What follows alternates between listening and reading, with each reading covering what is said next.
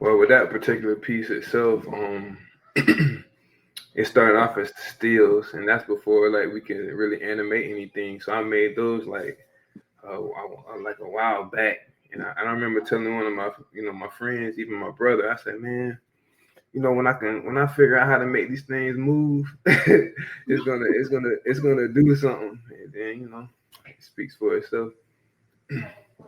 I think you said the same thing I said when I figured out how to make it move. I remember going into the group and I was like, guys, this would be so dope. It'd be like an R&B video if I could just make it rain. Hmm. If I could just make it rain, and the next thing you know, Yeah, brilliant. I appreciate that. Thank you. It I'm makes glad it it move. resonated with so many people. As it coming as, and I think your stuff is really dope because you came from being like a traditional artist. So you're pretty much bringing that background to it. And as a traditional artist using AI, how do you feel about like the current environment of those who say that AI is stealing art, especially since you use a lot of Mm. real like Hollywood people? Hmm. How do you feel, or what is your rebuttal to that? Well, I mean, honestly, there's nothing new under the sun.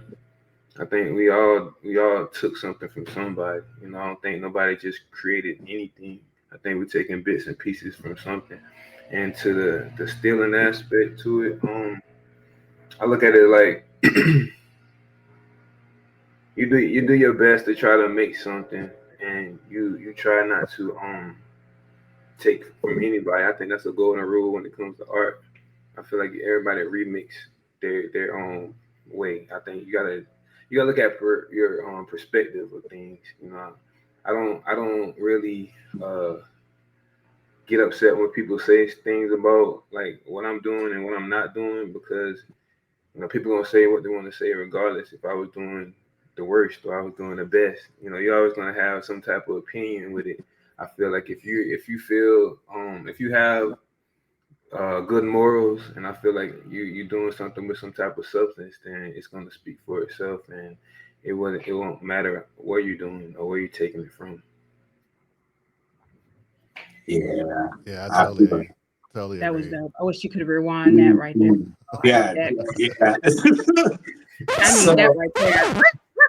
so run Right. that back, Justin. Say Run that that again, back. please, Run that please, back, Lord. please. Please. And I mean, because you I'm trying, y'all. I'm trying. I'm trying because I'm so excited about this whole thing. So I'm trying to stay in line. But I'm just saying, you need to run that back because that was dope.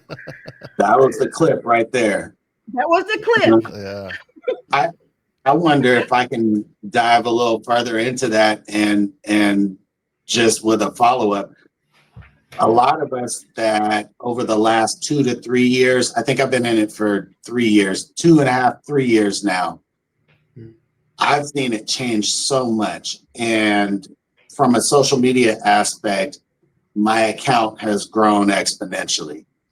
I wonder if you can talk about what kind of effect that has, how quickly things are changing, how you're having to keep up with not only your social media, but learn how to speak mid-journey is what I say.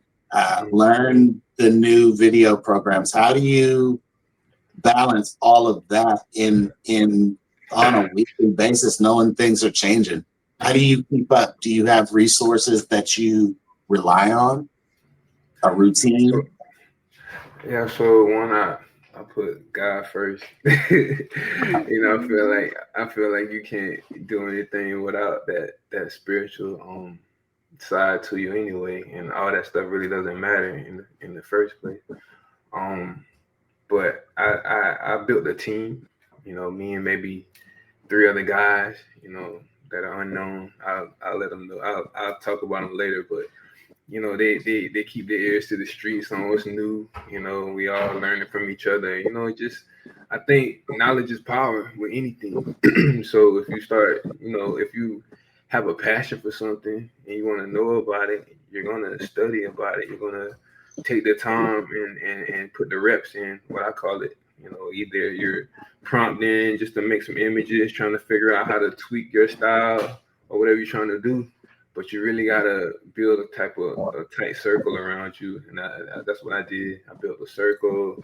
I stayed prayed up, and I don't look at all the outside noise because that's all it is. It's just noise. Yeah. If you didn't hit that button, I was about to pull out Ashley voice. I was sure enough about to do it. Hey, no, I Okay. love it. I love it. I Yeah, because mean, I preaching to the swear that choir here. yeah, he's telling all three of our stories. Like Uh-huh. literally in one person. I just want to bring you on every Sunday. I mean, even though it's not Sunday. Yeah. Right, you got Be to like, come visit that's us what Jay live on Slay said. Leadership Lounge on Sundays. Yeah. I just want to be like, that's what Jay Slay said. That's what he said. That's what I want to So, do. I'll do What that. personal experience or emotion inspired you like to tell a story like this? I lost my mother when I was 2 weeks old, and I think death in itself was a big impactful thing, and it's one of those things that we're not gonna really get away from.